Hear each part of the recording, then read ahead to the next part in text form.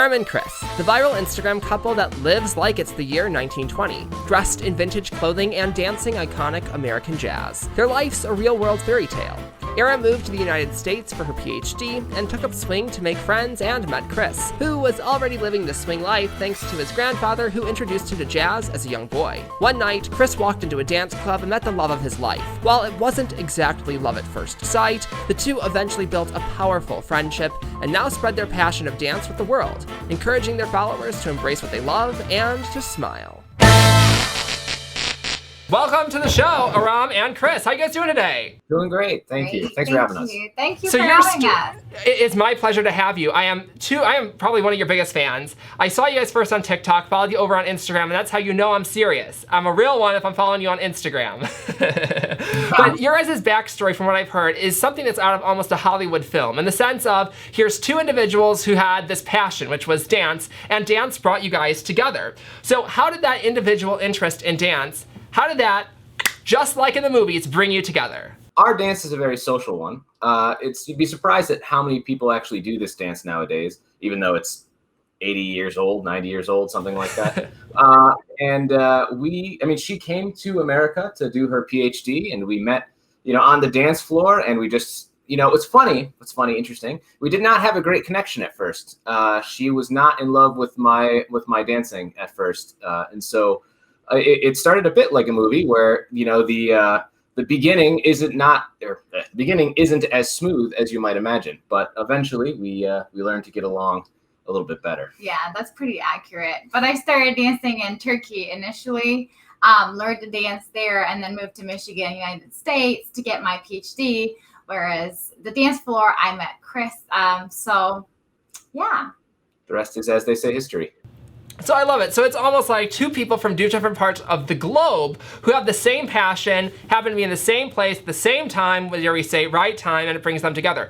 So you said, Chris, Irem wasn't necessarily into your dancing moves at the beginning. Irem, could you tell us what was your first impression of Chris? We weren't really connecting that well initially. I didn't think that he was the best dance I ever had, or I didn't think he was particularly attractive. I just wasn't wowed by the effect. The first and last interview with Irem and Chris. You saw it here, folks, guys. No, I've been very impressed. But, a guy can grow on you. I personally can relate to that. So what did he do? What kind of made him grow on you?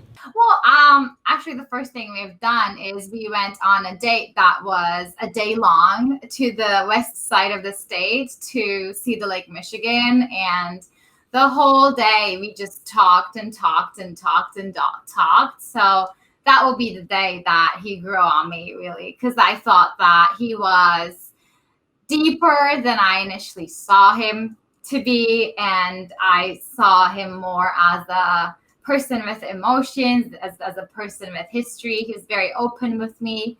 And actually, I think since then we've been together. Love at first sight was not how it was, but it was love on first date, yeah? Yeah. More or less. There we go. That's accurate. All right, Chris, well, I'll just say you are a lucky gentleman because you have somebody who's not only cultured, who loves the same passions you love, but is there for the right reasons. It wasn't just the looks and candy that got you. She saw the real person inside, and that's why she's here. So, when people talk about this dance that you do, you've referenced it. It's called Jazz Vernacular, correct? Could you guys explain to us what exactly that is and kind of the culture that you guys have behind it? The dance that we do is actually an amalgamation of several dances. I mean, the primary one that most people see and hear and have the image of in their head is something called the Lindy Hop, which was made popular by athletic aerials and, very big moves that are just fast and hard. But there's other dances that were done at that time. For example, the Charleston, Balboa, there's a couple of different types of what we call shag dances. There's some other ones. And so when we say jazz vernacular, we're kind of encompassing all of these original dances that started in the teens and went all the way through the 30s and 40s. And of course, kind of fizzled out by the end of the 50s, but we won't hold that against the 50s. Yeah, we do mainly Lindy Hop, which is one specific type out of that big group of dances. Well, that's wonderful. I think it's probably such a fun, tight-knit community, I'd imagine. You guys, it's relatively, from the average person passing by, not weird, but unusual. It's not like a, baseball league that you can just go join. Well, I have a question is what did you guys personally find so appealing that drew you to that jazz community, the Jazz Vernacular Community, that got you first into it as singles and then kept you into it where you eventually found your life partner? For me, it was the type of people in the community. They were very welcoming. They were non-judgmental. Initially, when I was dancing in Turkey, and they were also people that I would sit down and have a beer with. So I started doing that. My whole like social life was surrounded by Lindy Hoppers. And then I started going to these festivals in Europe. There's a big one in Sweden, a bunch of them in like Vienna, Italy. They're all over the place right now. But when I went to these places, I saw people as open as I was. And I started having conversations and beers with them, which grew on me ultimately. And I just decided to stick with it because the conversations that you have along with the dances are really interesting.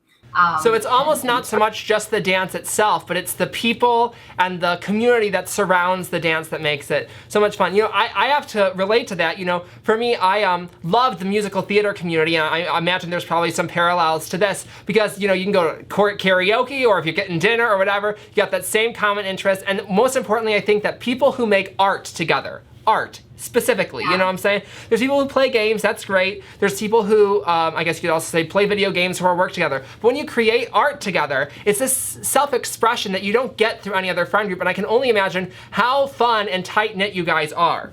I interrupt this program to remind you to like this video and subscribe with push notifications on.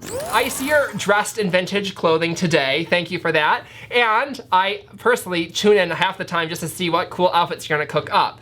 My question is this just an act for the cameras, or is this what you guys do in your real life day to day? I mean, it depends. We have casual clothes, which you'll see occasionally on our Instagram. It's one thing that's tricky about dressing vintage every day is that if you're using actual vintage pieces, they do go bad, right? And so you want to save your best clothes for, you know, times where it'll be appreciated and hopefully not get ruined. And so we have, you know, if we know we're going to be doing something dirty, or if we know that for example, I don't go get all vintaged up to do the grocery shopping. But when we go out, you know, we want to impress. And we. Although I would say that's a great TikTok idea: grocery shopping in 1950s clothing. That would be really fun. Now I do see behind you guys. It looks like you're quite the avid vintage collectors of household items. Do you guys live like it's you know olden days too, or do you have knickknacks, anything, collections like that? Our house. Hairpin collection. Oh, yeah, I have a tie pin collection. I'm not wearing a tie pin right now, but we have all sorts of little knickknacks. I mean, we have a vintage alcohol cart. We have vintage art on the walls. We have a really interesting tintype of us from an event where we were dressed very vintage. I don't know if you're familiar with tintype photography, but and so we have way too many hats. We have too many hats. Way too many hats. From the era. This is from 1930. This is from the 30s. It's a dead stock hat. Yeah. But the we have a lot of vintage inspired stuff. And I wouldn't say our house is 100% vintage. We have it when we can. But, you know. We love going vintage shopping, though, you know, just appreciating. We love vintage shopping, but we also like a good modern day washing machine and oven and a good modern day gas grill, yeah? I do prefer charcoal. I do prefer charcoal for my grill. I like the flavor it gives. But, see, people say taste the meat, not the heat. But I like the charcoal grill. I personally am somebody who says easy peasy. I grill every single day and I'm not lighting those charcoals. I do have a question though. Where do you guys go to find your clothes? I imagine Goodwill probably, as much as people would say, oh, go to Goodwill, it's probably not there anymore because like these pieces are, you know, valuable treasures almost. Where do you guys go to find it? We have different strategies in our between the two of us, but generally if there's a vintage store or an antique store or, you know, let's see here, or, you know, a vintage pop-up, sometimes estate sales. It can be very difficult, especially for men, to find vintage clothing because men would buy their clothes and they would wear it. They would wear it until it died, right? I mean, you might have a few.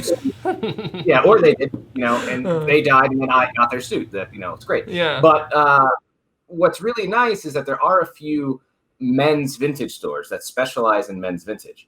And I follow a couple of them on Instagram. The one that I'll just give a shout out to him because he's amazing.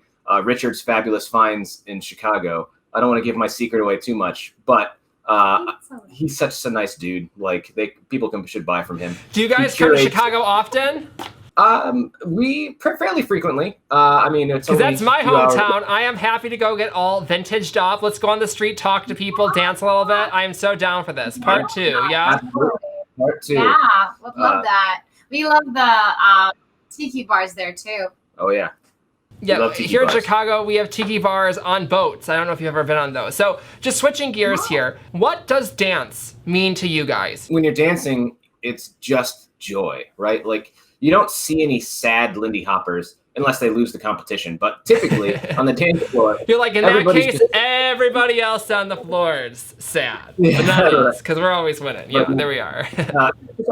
No, but it's just the joy. And for me, it connects me to a bit of my upbringing. What got me into jazz to begin with was my grandfather sending me vintage jazz radio shows. He would tape them, on a little tape and send them to me from Delaware, from his local NPR station that would play these jazz programs, and he would send me tapes of them. And so for me, it like connects me to my upbringing, to my family, and then the pure joy it brings. It means a lot, and it's really hard to kind of put it in words, but for me, it's the joy. And also, kind of as a somewhat sad but optimistic point, is it can be very difficult to make friends as an adult, but you always will have friends in the Lindy Hop community. You always have somebody you can talk to, you can go to. I could go to any major city in the world and have a place to stay. Yeah. So the lasting friendships and connections are very important. Very important. And that's why it's like really a lifestyle for me. It's how I channel my life energy. I don't love every day, but if I don't love a day, I'll just go Lindy hopping and I'll end up loving it because there is friendship, there is fun, and there is... It's almost like a religion for you guys. And I don't mean that in like a creepy, like, don't join the cult kind of way. I mean that in a really happy way. It's like your happy place, yeah? Sure. Praise the Lindy Hop.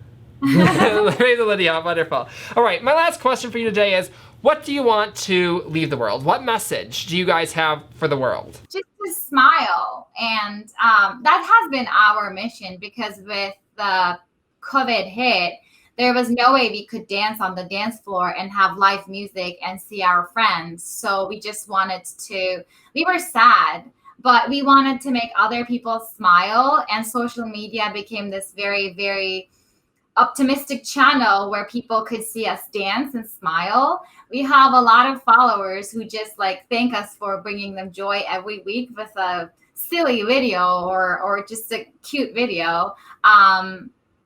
So just keep smiling and you will persevere through anything. And I would say, embrace what you love. Life's too short not to. True. Well, guys, thank you so much for coming on. Oh, thank you so much. Coming up on Timo After Hours. We all want to feel heard.